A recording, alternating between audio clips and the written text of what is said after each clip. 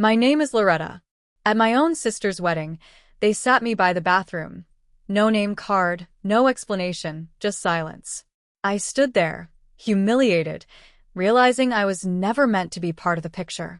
That day, I didn't just leave the venue, I left the role they forced me into for 40 years. Please listen to the full story. Then tell me, was I wrong to walk away? Would you have stayed or done the same? I'd really love to hear your thoughts. I remember that day like it was stitched into my skin. The sun was soft, the wind carried a lazy kind of warmth, and the scent of lavender drifted from the bushes lining the gravel path. It should have felt peaceful, but something about it made me feel like I was walking into a stranger's celebration. As if my name had been left off the guest list, and they let me in out of pity. Everything looked perfect. Too perfect.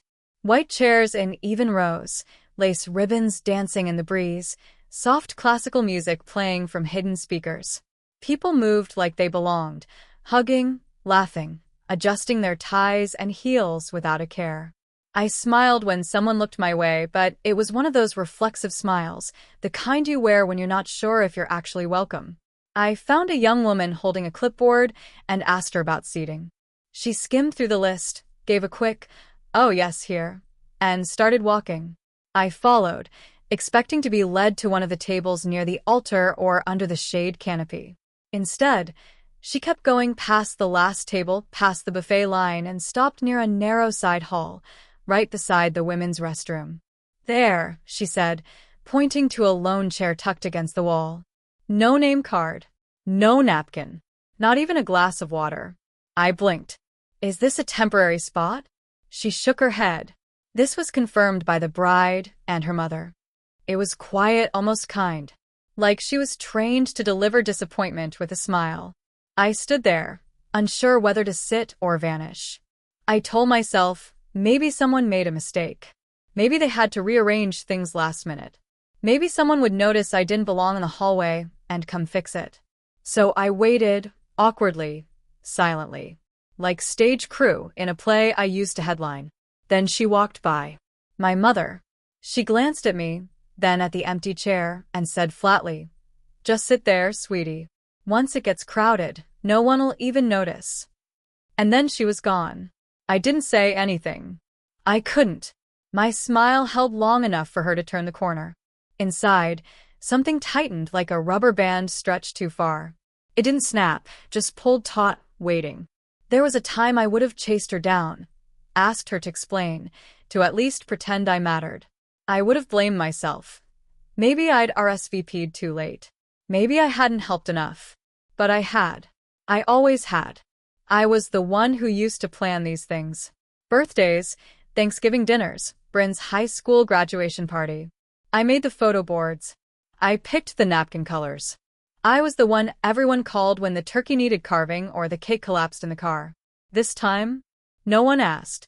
And still, I sent a check.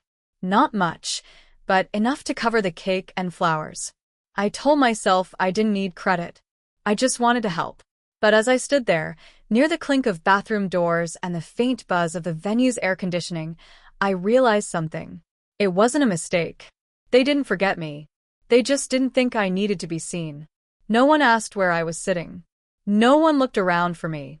Laughter echoed from the courtyard. Toasts were being rehearsed. Photos were being posed. And I wasn't in any of them. That chair by the hallway, it wasn't a misstep. It was a message. I wasn't meant to be in the picture. That thought didn't come with tears. It came with clarity. A quiet, settling kind of truth. And in that moment, I knew I wouldn't be staying. I wouldn't wait for the music to start or the vows to be read. I wouldn't sit in that chair and smile at a sister who hadn't said my name in 3 months. I turned toward the gravel path I came from, the one lined with lavender. And I walked. I didn't say goodbye. Because you don't say goodbye to something that never really saw you in the first place. I didn't even realize I was crying until I felt the heat sting my cheeks. The car was parked outside Finch and Clover Cafe, but I had no memory of pulling into the lot. I must have driven there on autopilot, my hands just following the familiar path. That place had always been a kind of quiet shelter for me after work, but today, it felt like a hiding spot. The sky was beginning to shift, late afternoon gold fading into a cooler, softer gray. Inside the cafe, everything was the same as it always was. Warm lights strung low over the counter. The smell of cinnamon and fresh bread curling through the air like an old song. A couple of students typing away in the back corner. One woman reading a paperback by the window. It all looked so still, and I felt like a storm in the middle of it. I took a seat near the wall and pulled off my cardigan, suddenly too warm despite the chill in the air. My throat was dry, but I couldn't bring myself to go to the counter. One of the baristas, the older one with the silver pixie cut, caught my eye. She smiled gently. "Lavender tea?" she asked, already reaching for the tin.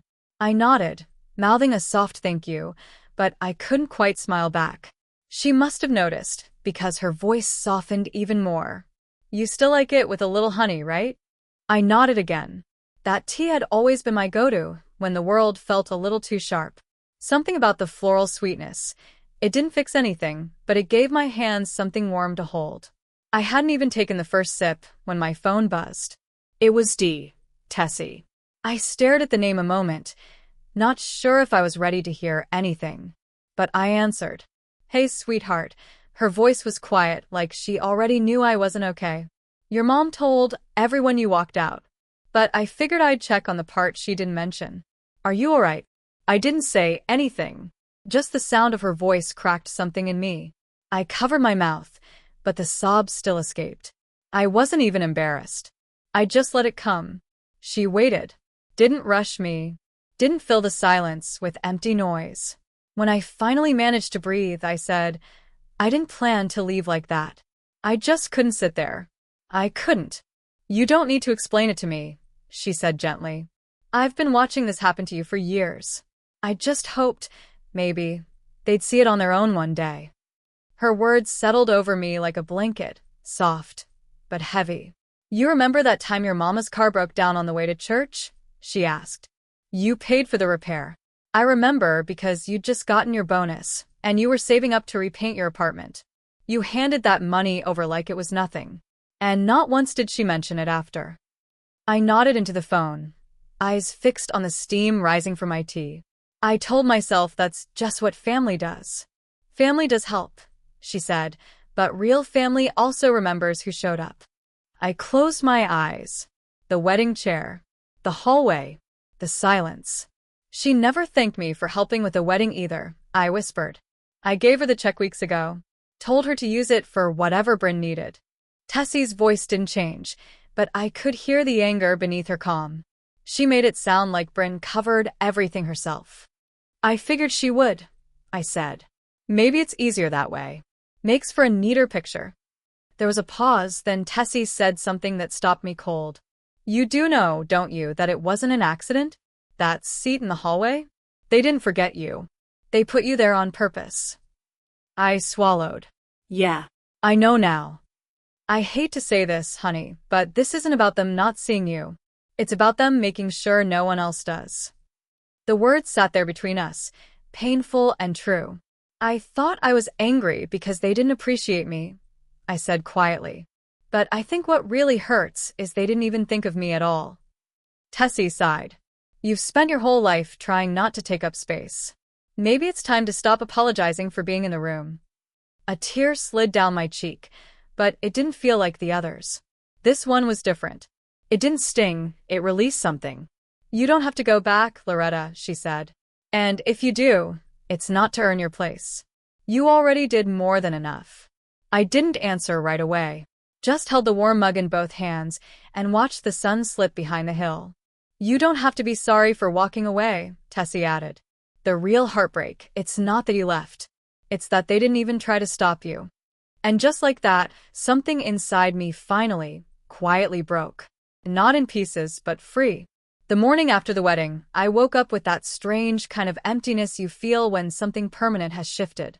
It wasn't the kind of ache that came with heartbreak, it was quieter than that. Like walking into your own house and realizing the furniture had been rearranged, and no one told you. There was a missed call from my mother. One. No voicemail, just a missed call and a text. "You're so selfish. Everyone's talking about what you did." No question about where I was. No asking if I got home safe. No mention of why I might have left. Just blame, straight and sharp like she always delivered it. I stared at the screen for a long time before typing back. It only took 6 words. I didn't feel welcome. I left. A few minutes later, a message came in. It was long enough that I had to scroll. Her version of an emotional outburst looked like a list of all the people I'd supposedly hurt by walking away. The cousins. The photographers. Your sister cried through dinner. I hope you're happy now. I didn't even read the rest. I just locked the phone and placed it face down on the counter. I made coffee slowly, listening to the drip, the gurgle, the pop. My hands moved like I'd rehearsed this morning 100 times. But it didn't feel the same. Later, when I finally picked up the phone again, I made the mistake of opening Facebook. I wasn't expecting much, maybe a few photos from the wedding, but what I saw stopped me cold. There it was, front and center. A wide family photo, posed beneath the archway of white roses. Bryn beaming. Mom standing beside her, hand on her shoulder like a queen bestowing favor. Even Uncle Lyle, who hadn't shown up to Thanksgiving in 5 years, was in it. But I wasn't. They didn't crop me out. I was never there to begin with. The caption underneath read, "Our whole family, together on Bryn's special day." I stared at those words like they'd been carved into stone. Together. Whole. As if I'd never existed. As if I wasn't the one who helped pay for the flowers. As if I hadn't spent 30 years stepping back, quieting my voice, shrinking myself so everyone else could shine. A knot formed in my chest, not from sadness, but from recognition. This wasn't new. This was just the first time it had been captured so perfectly. That's when I heard the buzz of another message. This time from Tessie. You weren't left behind. They never made room for you in the first place. I read that line over and over. It sank deeper with every pass, not like a dagger but like a key, clicking open the part of me that had been locked for decades. Memories flooded in, like old film reels spinning to life. 17. My birthday. I waited all day for someone to remember. Mom rushed in late, hair still pinned from Bryn's dance recital, said, "Oh, we'll do something next weekend." And never did. I spent that night eating cereal on the porch. 22. Dad's funeral. I gave the eulogy. Spoke with a shaking voice about his old pickup truck and how he taught me to change the oil. Afterward, Mom pulled me aside and said, "You should have let Bryn speak."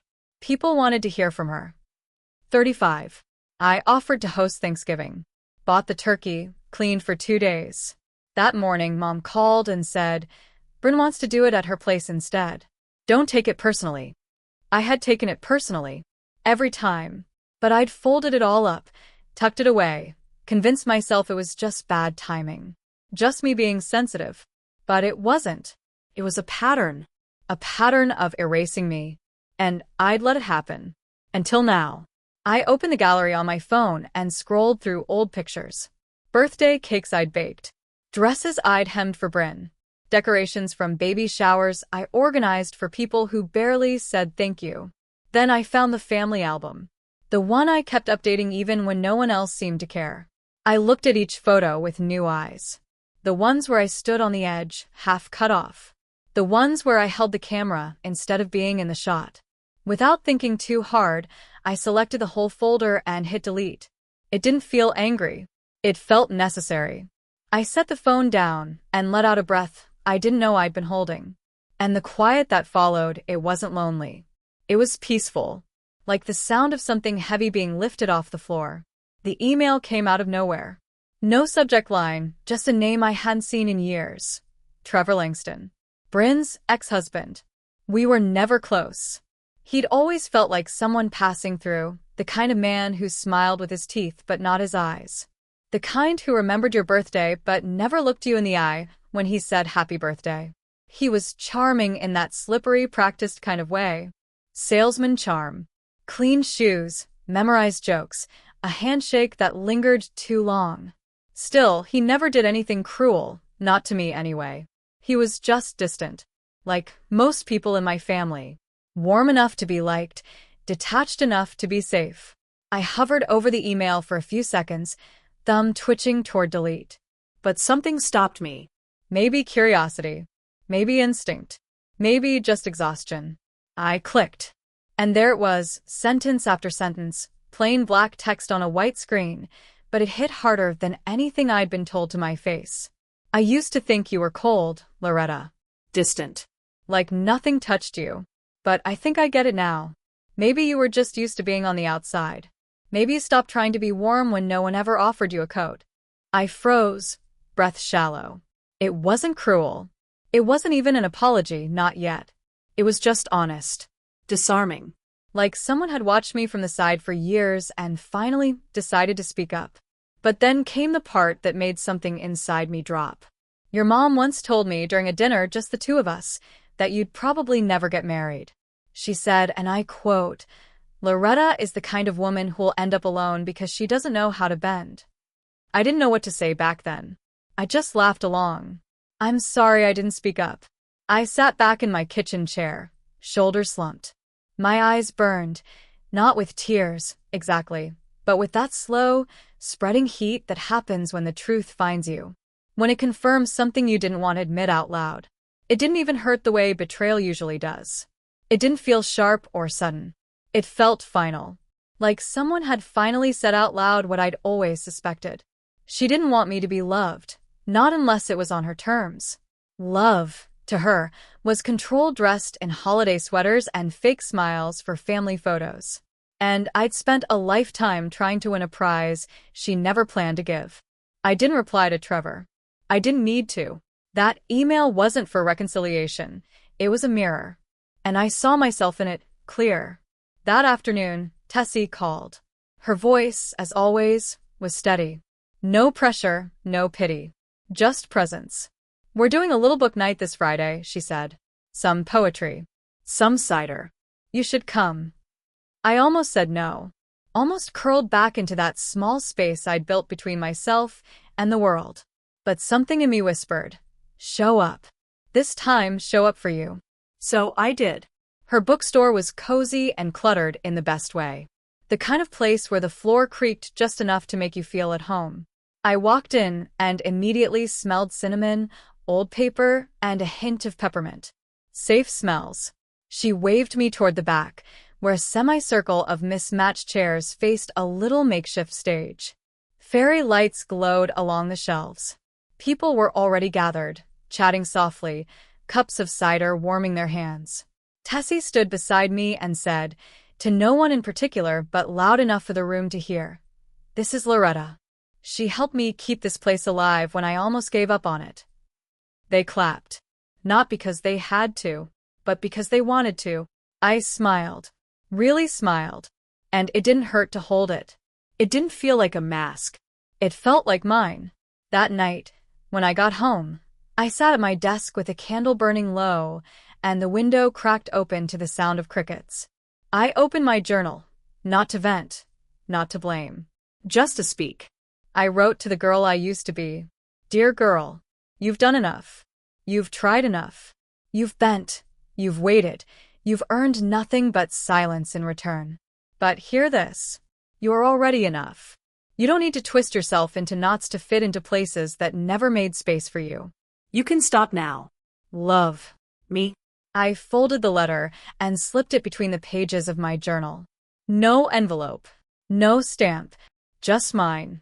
The next morning, I bought a one-way bus ticket to Charlottesville, Virginia. I didn't text anyone goodbye. I didn't leave a note on the fridge. Because this time, I wasn't leaving out of anger. I was leaving for peace. And I didn't feel the need to ask anyone if that was okay. I hadn't planned on coming back. Not even for 5 minutes. But there were still a few things left in my old bedroom, things I hadn't had the strength to face in the whirlwind of walking out. A few books from college I still loved. My father's watch with the cracked leather strap. A stack of old family photos I used to keep in a shoebox under the bed, even though half the people in them never made space for me in real life. None of it was urgent. None of it worth the gas.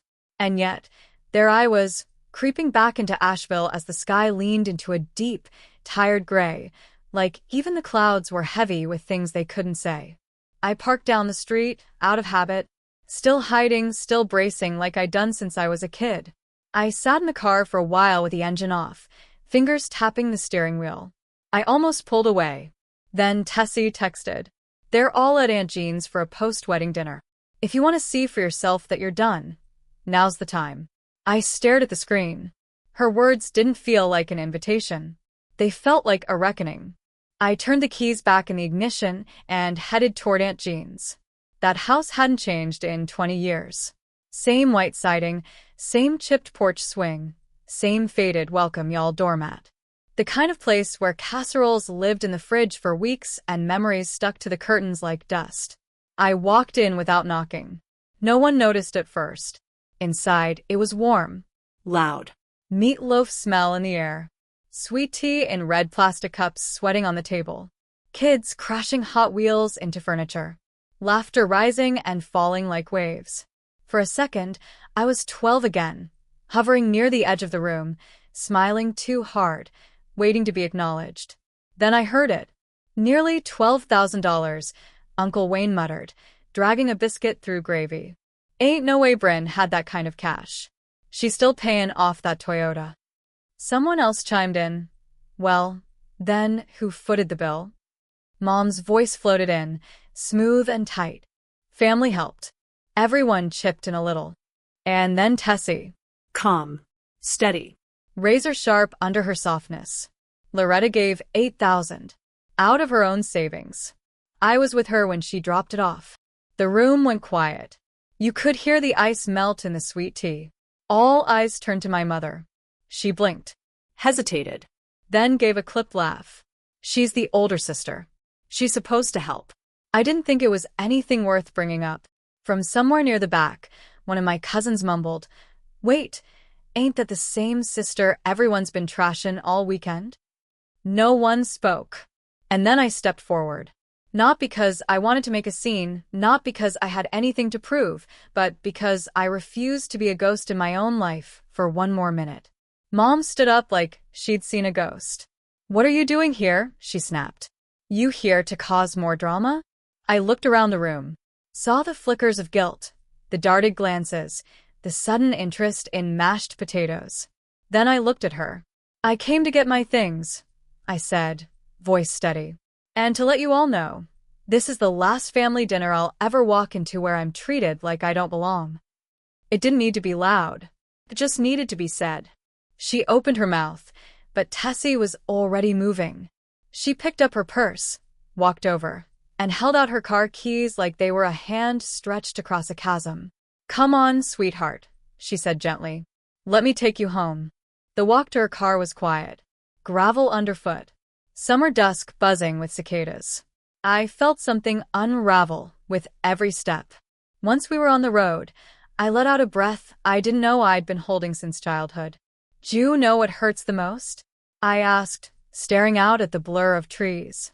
It's not that she called me selfish.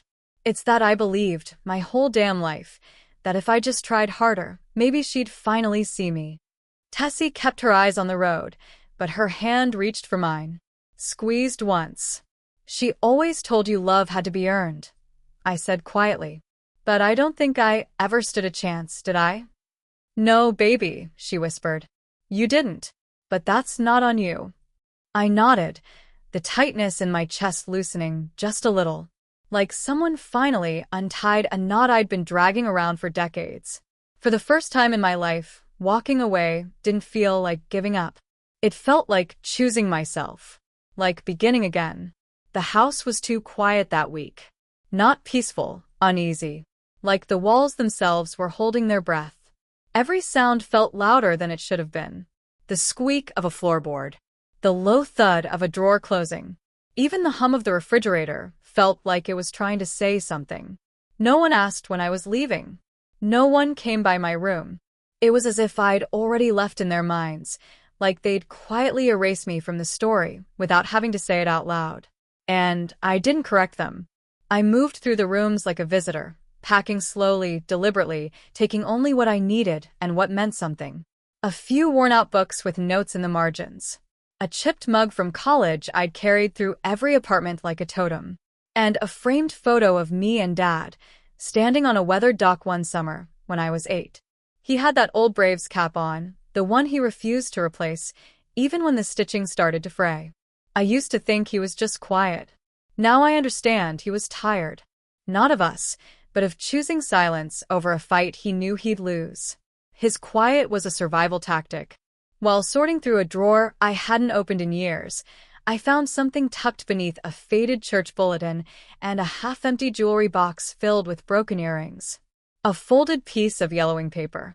I recognized the handwriting immediately, slanted to the right, rushed and a little uneven. His handwriting. My breath caught as I unfolded it. It was brief, but it hit me like a wave. Loretta, if you're reading this, it means I didn't say enough when I should've. I saw more than you think. I just didn't know how to stop it. I'm sorry for not standing beside you louder. You were never the problem. Love. Dad. I read it 3 times. Each word sunk deeper, soft and heavy like rain on dry soil. I didn't sob. I didn't fall apart. I just sat there with the paper pressed to my chest like something sacred. I hadn't realized how much I'd needed to hear that. How long I'd carried the weight of feeling unseen even by the one person I thought might have understood. That night, I lit a candle and sat at the kitchen table with a blank sheet of paper in front of me. At first, I didn't know who the letter was for. Her? Me? Maybe both. But the words came, steady and sharp. I didn't scream on the page. I didn't write to punish.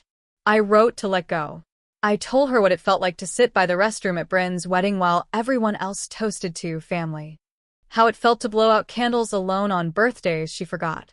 To watch her hug others like they were miracles while I stood quietly with my arms at my sides. I wrote about the time I cleaned the entire house before Thanksgiving and she walked in and said, "Didn't you vacuum already?" I wrote about how I kept thinking maybe next year, maybe next holiday, maybe next phone call, she'd remember to treat me like her daughter. And then I wrote the part that mattered most. I don't hate you, but I've grown too old to keep chasing a version of love that only arrives when I'm convenient. I'm done pretending this relationship doesn't hurt. I'm not leaving to punish you. I'm leaving to save myself. When I finished, I folded the letter slowly, reverently, not to mail it, but to keep. For the days I might forget why I left. For the moments I'd start to wonder if I was being too harsh, too proud, too anything. It wasn't her closure I needed. It was mine. The phone rang just after 9. I didn't have to look to know who it was. I let it ring once before picking up. Her voice was clipped. Not emotional, just tight. Like the call itself was an obligation she wanted off her chest. "You're really leaving?" she asked. "Yes." "You're walking away from your family?" "I'm walking away from a version of family that never had room for me." She went silent, then hissed, "You'll regret this." I didn't flinch. "Maybe," I said, "but I won't regret not waiting anymore." Then I hung up. Not in anger. Not with a flourish. Just ended it. My hands were still. My breathing calm. It felt strange to feel nothing. No racing heart. No doubt. The next morning, I boarded the early bus to Charlottesville with a canvas tote, 3 books, my journal, and Dad's photo tucked into the side pocket. I chose a window seat. Outside, the sky was still holding on to dawn, that bluish hush before the light finds its footing. As the bus pulled away from the station, the sun broke through, spreading gold across the road ahead like an unspoken promise. And I didn't feel like I was running from something. I felt like I was finally heading toward a life that felt like it could be mine. I hadn't planned on going back, not for the anniversary, not for anyone's sake. But when Tessie called and said, "It's been a year today, Loretta," I froze halfway through folding laundry. Her voice was soft, but the weight behind her words landed hard. "You've already said goodbye in your own way," she added. "But this isn't about them. It's about you." So I went. One last time. The cemetery sat on the edge of Asheville, where the hills slowly began to rise, as if they, too, had grown tired of being flat. The air smelled like damp earth and dry grass. It had rained the night before, and everything still felt heavy with it. I parked down the road, farther than I needed to, and walked the rest of the way with the marigolds in one hand and the letter in the other. The letter I never sent. The one addressed to my mother, but meant for me. The gravel crunched under my boots as I made my way through the rows. Some of the markers were new, still stark against the grass. Others had grown mossy with time, like they'd finally settled into the landscape. Dad's marker was simple. Clean. No angels. No empty words. Just his name, his dates, and the line he asked for before he passed. I kept it quiet.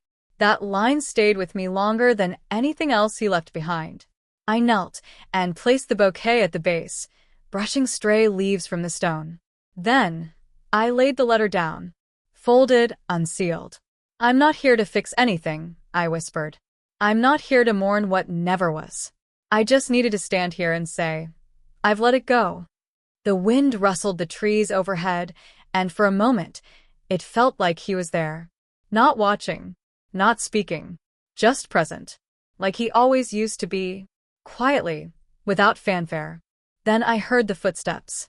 I didn't need to turn to know it was her. I could feel the change in the air, the shift in pressure, the silence that thickened in the space between us. She stood behind me for a long beat, then moved into view. My mother. She was wearing a dark blazer and her usual pearls, even here, like she was always trying to hold onto some version of dignity. Her mouth was tight, her posture stiff, like being there was a chore she'd forced herself into. You don't have to do all this, she said, her voice clipped but not quite steady. Feels like a performance. I rose slowly, brushing my palms against my jeans. I met her eyes, really looked at her. She didn't seem older. She seemed smaller, like something in her had deflated.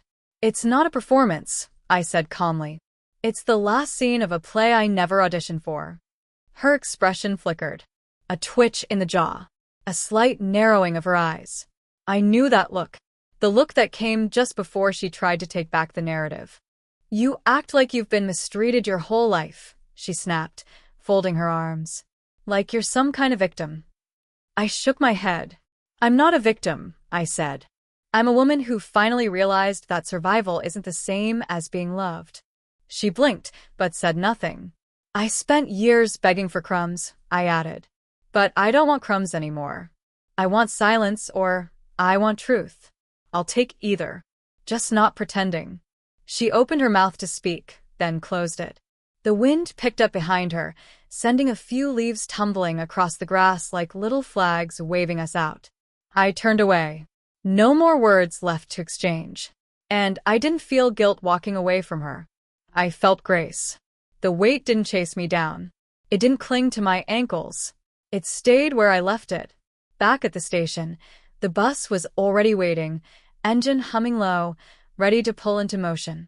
I climbed on and slid into a window seat near the back. The world outside was beginning to soften under the late afternoon sun, golden light spilling across the hills like a quiet promise. A little girl sat beside me, her legs swinging freely, the laces of her sneakers undone. She looked up with big, round eyes. Where are you going? She asked. I smiled. Not the kind you practice, not the kind you fake at holidays. A real one. One that came from someplace deep and settled. I'm going somewhere I don't have to ask to be loved, I said. And for once, I didn't just say it. I believed it. The morning air in Charlottesville had that crisp, early fall kind of bite to it. I cracked open the window over my little kitchen sink, and the scent of leaves and cool earth drifted in. My apartment wasn't anything to brag about. One bedroom, scuffed floors, a stove that ticked before the burner caught. But it was mine. The first space I chose for myself. No inherited furniture, no framed family portraits judging from the wall. Just light, quiet, and air that felt like it belonged to me. Out back, the shared garden was lined with marigolds and a stubborn old rosemary bush someone had been coaxing back to life. I made a habit of sitting by the window with tea in the mornings, watching the sun creep across the grass. It wasn't a grand life, but it was honest. I'd picked up a part-time job at the local bookstore a few blocks down. Small place, with shelves packed tight, bell on the door. I liked the sound it made when folks walked in, hopeful and familiar. I stacked paperbacks, restocked cards, sometimes ran the register. But mostly I listened. There was a woman who came in every Thursday like clockwork. Mid-60s, sharp glasses, always with a list scribbled on the back of an envelope. She liked biographies and poetry. One afternoon, while browsing the staff pics, she turned to me and said, "You got a calm about you. Like someone who's lived through storms and still knows how to stand." Then she smiled, tilted her head, and added, "You're the kind of daughter I wish I had." I didn't know what to say. But her words followed me home that night and settled in a soft, empty spot I'd carried for a long time. A few days later, a package came from Tessie, wrapped in brown paper and sealed with 3 strips of tape, her way of making sure nothing shifted. Inside was a small wooden frame, hand-painted around the edges. The photo inside was of me, smiling with a stack of books in my arms, standing in the shop doorway. Tucked behind it was a handwritten note. "You weren't left behind, sweetheart. You just walked out at the right time." I placed the frame on the kitchen shelf, right next to the photo of Dad. No altar, no dramatics, just 2 faces that reminded me who I was and what I'd chosen. A week later, an email from Bryn popped up. It was short, no subject line, just, "I'm sorry." I didn't understand. Not until Mom started doing it to me. Now I do. There were no explanations, no reaching out for coffee or closure. But something in those words felt honest. Not enough to rebuild anything, but enough to know I hadn't been the only one hurt. Mom hadn't called in weeks, and I hadn't expected her to. That part of my life had gone still. Not silent like waiting for something, but quiet like letting it go. I stopped checking the phone hoping for a change of heart. I stopped rehearsing conversations in my head. I stopped hoping she'd show up in the way I used to need. Some relationships don't heal. They dissolve. And that's a kind of healing too. One Sunday afternoon, I took my thermos to the park, found a bench by the pond, and opened my journal. I wasn't writing to remember anymore. I was writing to let it settle. I scribbled one last line before closing the book. I used to think needing love made me weak. But maybe the strongest thing I ever did was stop begging for it. Just as I slipped the journal back into my bag, I heard a thump nearby. A toddler, maybe 15 months old, had fallen on the path, landing square on his backside. His mom rushed over, eyes wide with panic. But the little boy just blinked, looked up, and started to giggle. I bent down, helped him to his feet. "You did good," I said softly. "You stood up without crying." He beamed like I'd handed him the moon. His mom mouthed thank you, eyes brimming with relief. I sat back down and watched them walk off hand in hand. Then I took a slow sip of tea and leaned into the breeze, thinking, not for the first time, that I didn't feel alone anymore. Not in the way that mattered. Maybe you've been there too, sitting in a room full of people who call themselves family, yet feeling like a stranger in your own story. Or maybe you're still waiting for someone to see you, to hear you, to love you without conditions. I don't know where you are in your journey, but I believe this much. We all deserve to be loved without begging for it. And sometimes, the bravest thing we can do is walk away from the places that never made room for us, and walk toward the peace we thought we had to earn. If this story stirred something in you, I'm grateful we could share this moment. And if you'd like to hear more stories like this, ones that speak softly but go deep, I hope you'll stay with me for the next one.